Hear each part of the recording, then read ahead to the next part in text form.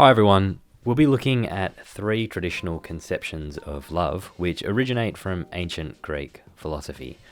Oddly enough, each of these kinds of love actually pop up in James Cameron's Avatar, so I'm going to shoehorn some of the ideas we discuss into what happens in the film just to illustrate a few of the points we'll be running through.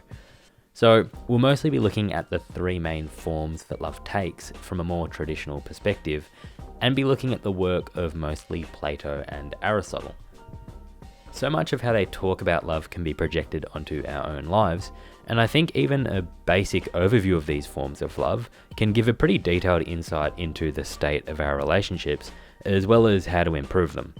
So before getting into it, please give the video a like, or subscribe to the channel if you're interested in drawing out the bits of wisdom in philosophy that can be used in everyday life.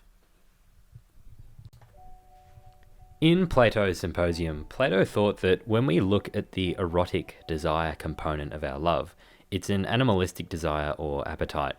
He thought we should really elevate ourselves above it being the basis of our interpersonal relationships, because if we love somebody and attribute that love or desire for them to some aspect of their beauty, that's not something that's exclusive to them.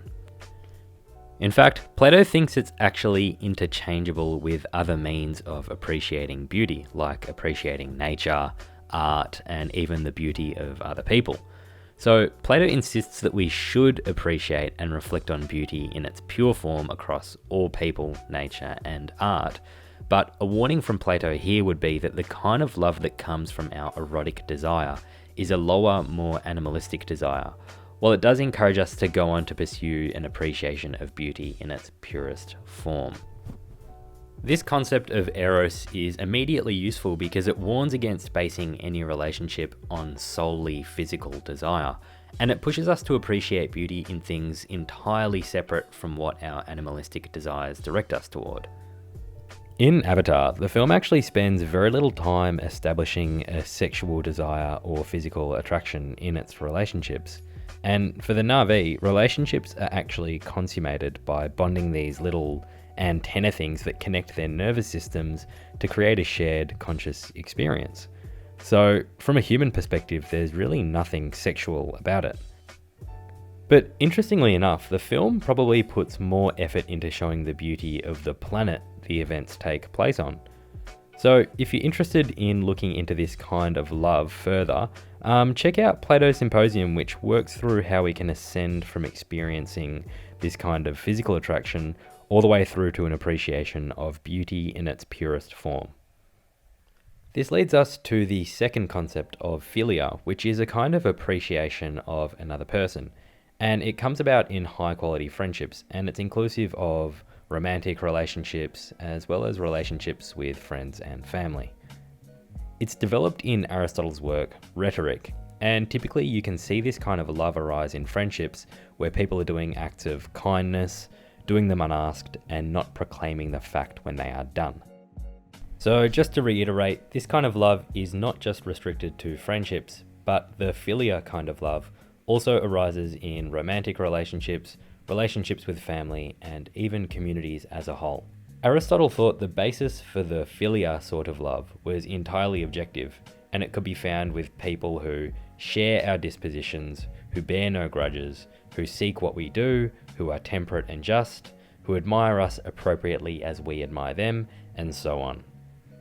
So he thought if we needed these kinds of virtuous qualities within our relationships for a Philia sort of love to come about, then it's not possible for Philia to develop within relationships based on gossip, non-constructive arguing, and between people who are generally lacking virtue.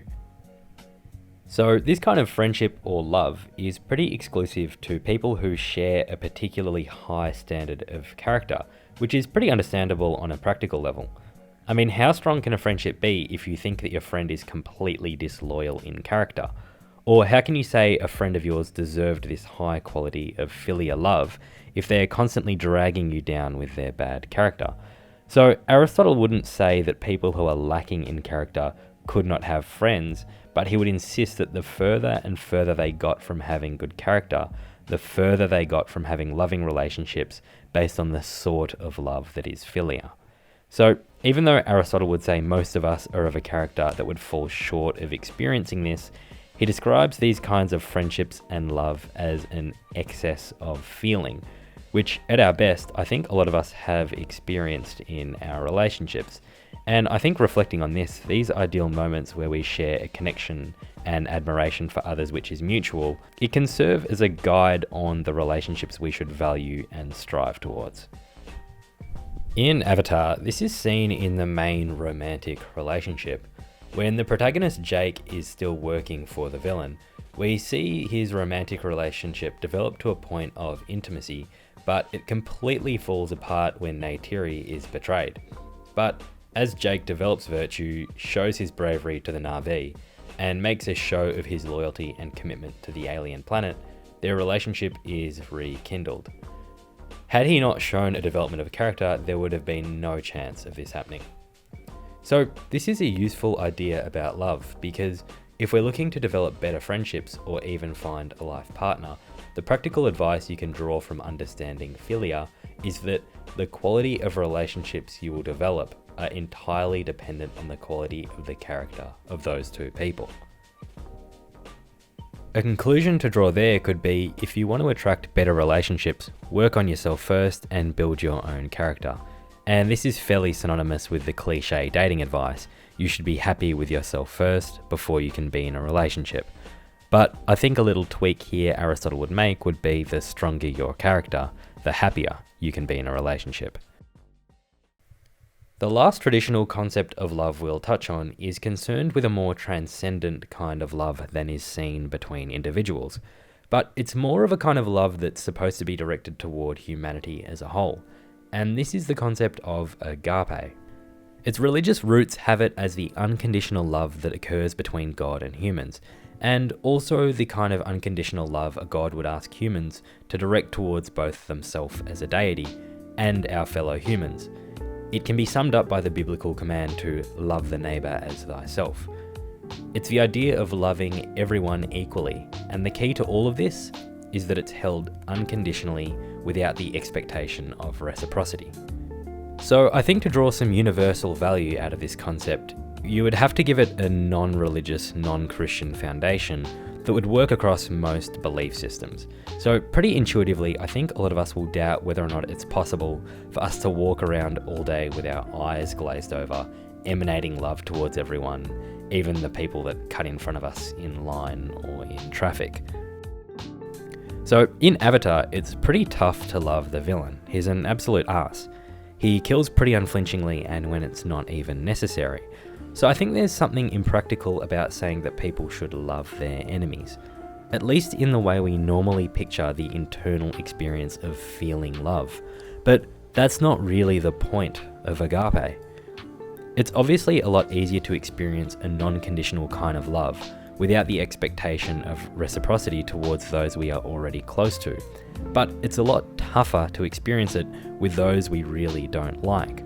So if we take away the divine or religious command to love the neighbour as thyself or love thy enemies, maybe a more realistic benchmark we should have of this universal sort of love is the more traditional Western principle of egalitarianism. There are quite a few different forms of egalitarianism which I won't be going over, but the significance of this school of thought is that it stresses the importance of valuing each separate person equally to the extent that their fundamental value as human beings is the same. So if you internalize the agape kind of love, you would be able to look at others and value them to the extent they're valuable without the tunnel vision that things like bias and prejudice can put on how we interact with people. And in the film Avatar, this is what the whole film is about. The protagonist is an ex-Marine sent to gather information on natives so they can be manipulated at a later date. After interacting with them, he comes to realize their value as individuals, and the film follows his transformation, and the moments where he is most heroic are the moments where he is seen valuing the lives of the natives and fighting for them, and sometimes valuing their lives over his own. But if he was a bit more in tune with this agape kind of love from the outset, then maybe they would have been able to prevent a whole lot of catastrophes earlier on in the film. In a nutshell, the agape sort of love requires it to be unconditional and directed toward everybody. The key distinction I'd like to make here is whether or not the agape kind of love is based on religious command, or if it comes from secular egalitarian arguments. The agape kind of love is a very different kind of internal experience to the erotic sort of love and the friendship sort of love. While this distinction may not be technically accurate, I think if we think of Eros as the physical sort of love, and if we think of Philia as the intense connection sort of love, then maybe a realistic way to view agape would be as a universal, compassionate sort of love. And realistically speaking, on a day-to-day basis, the feeling of a universal compassion sort of love will probably be significantly less intense than the other sorts of love, barring intense meditative or psychedelic experiences. But the concept of agape is useful because a more secular interpretation of this concept can be internalized and lead us to being more unbiased in our moral decisions in political issues towards groups we don't belong to. And more generally, if we're to live our lives with a more basic acknowledgement of the worth of others as human beings, this gives us a mindset with a greater propensity for compassion and love towards others. This kind of agape doesn't mean we have to love our enemies to the same extent we love our family, but at least it accounts for the motivation behind acts of compassion and charity which we're inclined toward at our best moments. Anyway, that's it for today. I'll put up a simplified rundown on the value of each of these kinds of love, and if you liked the video, please give it a like or subscribe to the channel. I'm trying to find some topics within philosophy that have takeaways for everyday life, so if you have a topic you'd like covered, just leave a comment. Also, if you watched the video the whole way through, thank you. I really hope you found it useful, and I'll see you in the next video.